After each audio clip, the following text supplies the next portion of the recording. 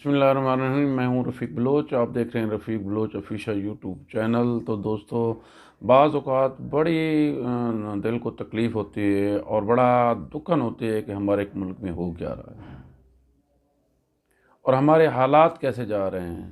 اور بدقسمتی اس بات کی نہیں ہے کہ ہمارے حالات خراب ہیں، بدقسمتی اس بات کی ہے کہ ہم اس کو بہتر کرنے کی بھی کوشش نہیں کر رہے، ہم اس کا احساس بھی نہیں کر رہے۔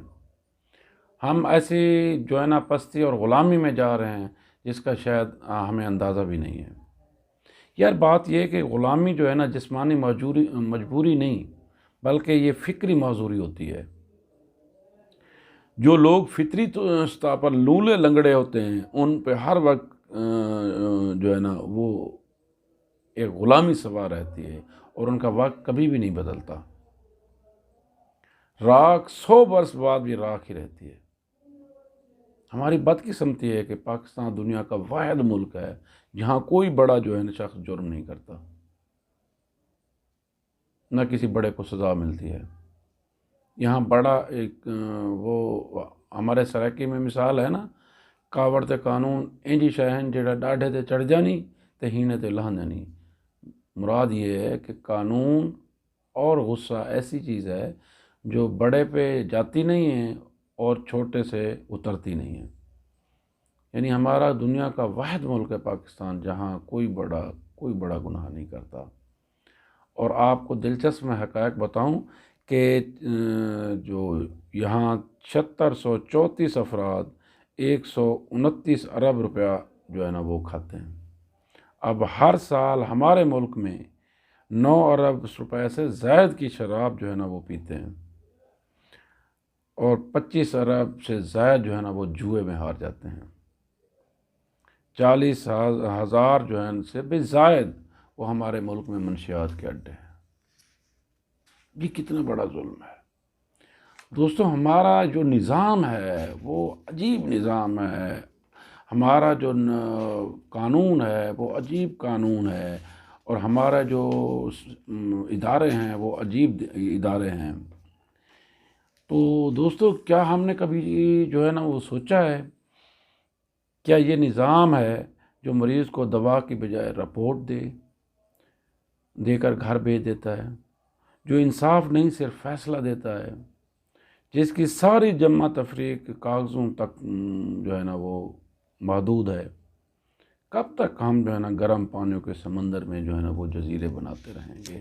کب تک ہم جو ہے نا وہ جو ہے نا وہ خوش فہمی میں رہیں گے کہ کوئی آئے گا، کوئی اوپر سے جو ہے نا وہ آ کے ہمیں جو ہے نا وہ بدل دے گا؟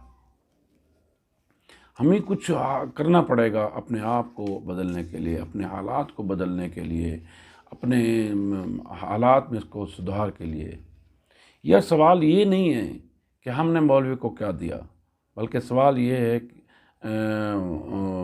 سوال یہ نہیں ہے کہ مولوی نے ہمیں کیا دیا، سوال یہ ہے کہ ہم نے مولوی کو کیا دیا۔ اگر ہمارے ملک کے اندر مذہبیت کے نام پر تحریکیں عروج پا رہی ہیں تو ان محروم اور مظلوم طبقے کی تحریکیں ہیں جو ہمارے آ رہی ہیں۔ اگر ہم نے محروم اور مظلوم طبقے کو ساتھ لے کر چلتے، یہاں قانون اور آئین کی حکمرانی ہوتی، تو یقین مانیں کہ ایسی چیزیں پھر زیادہ دیر نہیں چلتی۔ نہ ہم نے اسلام کو ساتھ لے کے چلے، نہ اسلامی قوانین پہ صحیح عمل کیا۔ ہر آنے والے قرآن نے اسلام کا نام لیا لیکن اس پہ عمل نہیں کیا۔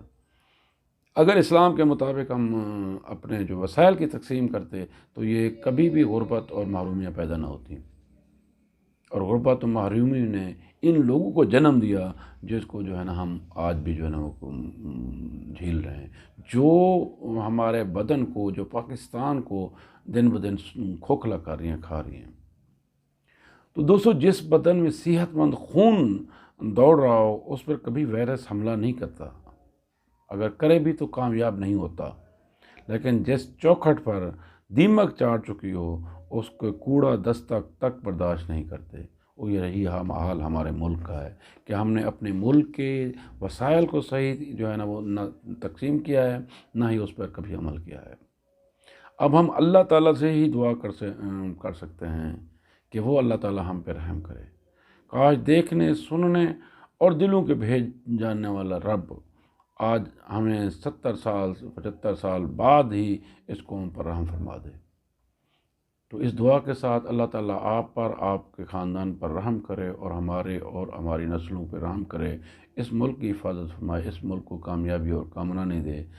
تو جو ڈھیر ساری دعاؤں کے ساتھ، اور میں پھر دوبارہ کہوں گا کہ خدا را خوشیاں بانٹیے، کیونکہ زندگی دیتی نہیں لٹاتی ہے، اور وہی کچھ لٹاتی ہے جو آپ سے دیتے ہیں۔ اگر آپ کسی کو خوشیاں دیں گے تو آپ کو خوشیاں ملیں گی، کسی کے چہرے پہ مسکراہٹ دیں گے تو آپ کو مسکراہٹ ملے گی، اگر آپ کسی کو رنج دیں گے، تکلیف دیں گے، تو ریٹرن میں تکلیف ہی ملے گی۔ تو اس دعا کے ساتھ آپ ہمیشہ لوگوں کے چہروں پہ خوشیاں دیں گے، ان کے چہروں پہ مسکراہٹیں پہ کہیں گے۔ اللہ تعالیٰ آپ کا حامی و ناصر ہو۔ والسلام۔